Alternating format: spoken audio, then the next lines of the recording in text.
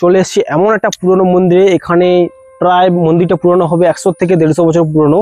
এখানে কিছু ভট্টাচার্য পাড়া থাকতো আগে, এখন তারা কোথায় চলে গেছে, তার জন্য মন্দিরটা এখনো কেউ ইউজ করে না। এটা সম্ভবত আমাদের সনাতন ধর্মের পুরনো একটি মন্দির। এখানে শিব ঠাকুর এবং অনেক মূর্তির আঁকা রয়েছে। এখানে পুরো মন্দির তোমাকে ঘুরিয়ে দেখাবো এবং বলবো যে এটা কোনো পুরানো মন্দির। আর পাশাপাশি কেউ লোক যদি আমাদের চেনা পরিচিত থাকে, ওনার মুখ থেকেও শুনে নেবো যে মন্দিরের পুরো ইতিহাস। মন্দিরটা অনেক পুরানো হবে, যে বালি সিমেন্ট দিয়ে মন্দিরটা বানানো হয়েছিল ও সব খুলে পড়ে যাচ্ছে।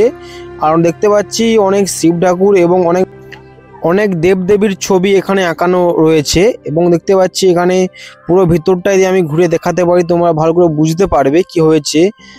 এখানে ভিতরটায় আমি যাচ্ছি, তোমরা দেখতে থাকো ভিডিওটা। এখানে তোমাদের এখানে যারা যারা বাড়িতে এখন বসবাস করে তারা এখানে কাঠ টাটগুলো এখানে রেখে দিয়েছে এবং পুরোটাই মন্দির মধ্যে নকশা করা আছে। কবাট খোলা ছিল কিন্তু আমরা খুলে ঢোকার সাহস পাইনি, কারণ হচ্ছে ওখানে আমরা থাকি না বলে।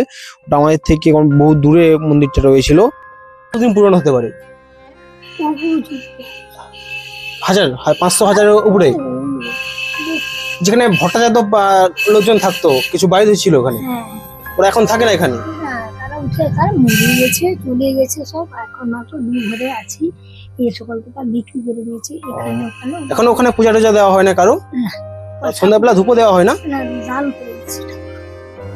আমার যেটু নতুন কোনো সাজাবার পরিকল্পনা নেই? না, পরিকল্পনা বলতে ওই যে গাছপালা হয়ে গেছিল, সেই গাছপালা উপড়ে পরিষ্কার করে জল টল দিয়ে ধুয়ে কিছু লোক আসছিল সরকার থেকে নাকি, ওনারা আবার ঠিক করে যাবে। হ্যাঁ, পরিষ্কার করে দিয়ে গেছে। এবার কি করবে না করবে। এখানে একজন মাসিমাকে পেয়ে গিয়েছিলাম, ওনার মুখ থেকে যা শুনলাম এই মন্দিরটা প্রায় 500 থেকে 1000 সাল পুরনো হবে। প্রায় পুরোটাই জঙ্গলে ভরে গেছে, গাছপালায় ভরে গেছে। আমরা সাহস করে এখানে যাওয়ার চেষ্টা করেছিলাম। আমরা মন্দিরের পিছন ধার যেতে পারিনি, তার কারণ পুরোটাই বেড়া দেওয়ার হয়েছিল এবং বেড়া টপকে যেতে পারছি না বলে যেতে পারি না। এটাই সম্ভবত আগলি পাস, আমি জিজ্ঞাসা করে যা জানতে পারলাম। আর পুরোটাই গাছপালা হয়ে গেছে, এখন এখানে কেউ আসে না এবং পুজো দেওয়া হয় না।